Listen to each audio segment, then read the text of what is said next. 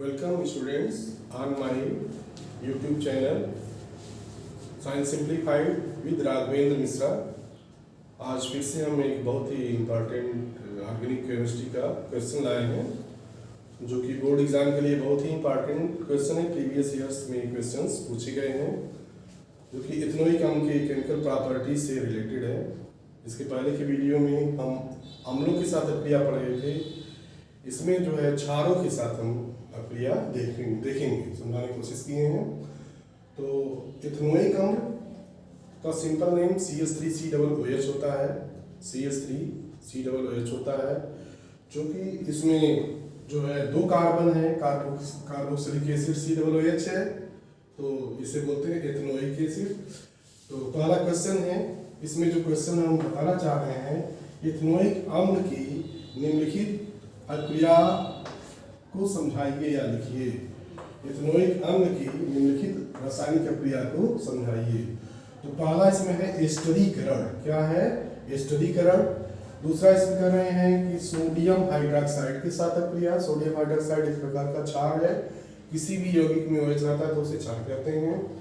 और थर्ड है NaSCO3 sodium bicarbonate के साथ अक्रिया। फोर्थ कर रहे हैं सोडियम कार्बोनेट के साथ अक्रिया करेगा तो क्या बनेगा। तो इसको बोर्ड एग्जाम में पूछा जाएगा तो कैसे रिएक्शन लिखेंगे। हम उम्मीद करते हैं सब लोग इसको कायदे से कंसंट्रेट होकर समझेंगे। तो पहला रिएक्शन है एस्टरीकरण। एस्टरीकरण में जब एसिड और एल्कोहल मिलते हैं तो एस्टर बनता है, इसी को एस्टरीकरण कहते हैं। इसमें जो रिएक्शन है इथेनोइक अम्ल,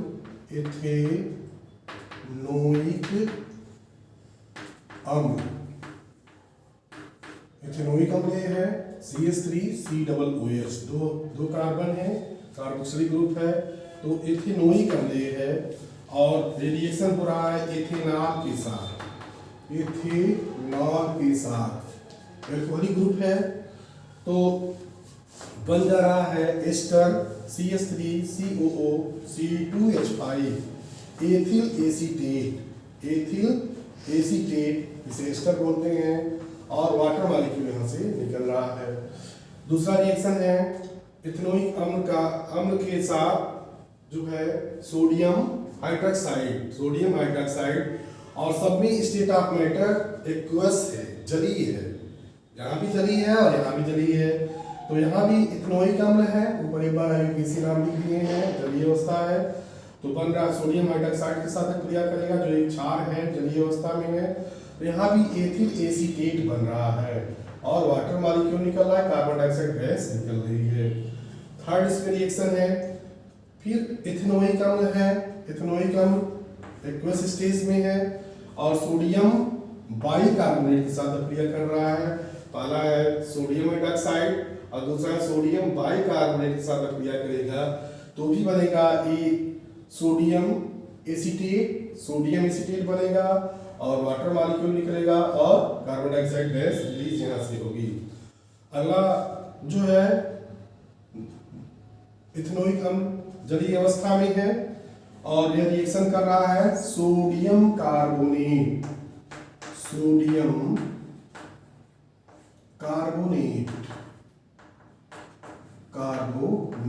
के साथ अक्रिया कर रहा है। तो 2 मॉलिक्यूल बन रहा है सोडियम एसीटेट का और वाटर निकल रहा है, कार्बन डाइऑक्साइड गैस ऊपर निकल रही है।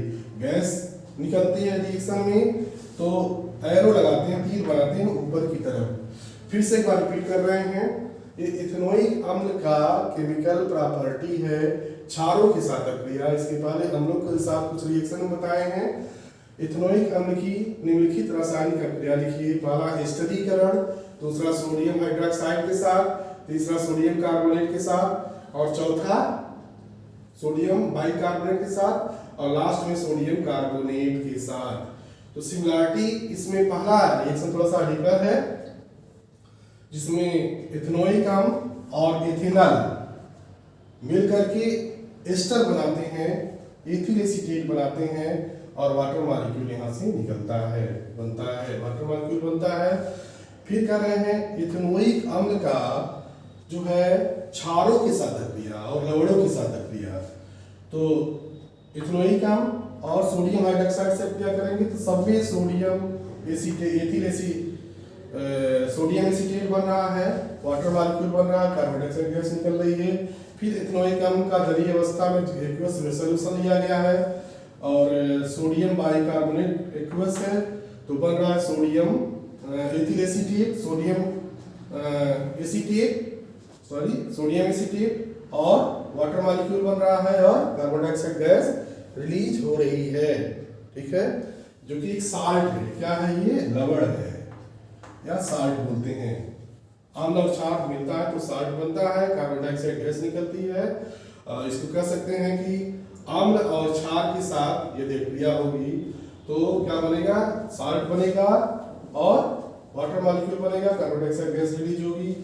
इसी तरह से सोडियम एथिल इथेनोइक अम्ल है एक्वस, फिर सोडियम बाइकार्बोनेट है, ये रिएक्शन करेंगे तो सोडियम एसीटेट बन रहा है, कार्बन डाइऑक्साइड गैस और पानी वाटर मॉलिक्यूल बन रहा है। फिर इथेनोइक अम्ल का सोडियम कार्बोनेट के साथ क्रिया होगा, सोडियम कार्बोनेट के साथ, तो बनेगा सोडियम एसीटेट, वाटर जल बनेगा और कार्बन डाइऑक्साइड गैस बनेगा। तो हम उम्मीद करते हैं स्टूडेंट्स, बहुत इंपॉर्टेंट क्वेश्चन है बोर्ड एग्जाम के लिए, सब लोग इसको कंसंट्रेट होकर ध्यान से पढ़ेंगे। हम उम्मीद करते हैं बोर्ड एग्जाम में पूछा जाता है तो एज इट इज आप लिखेंगे, फुल मार्क्स इसमें गेन करेंगे।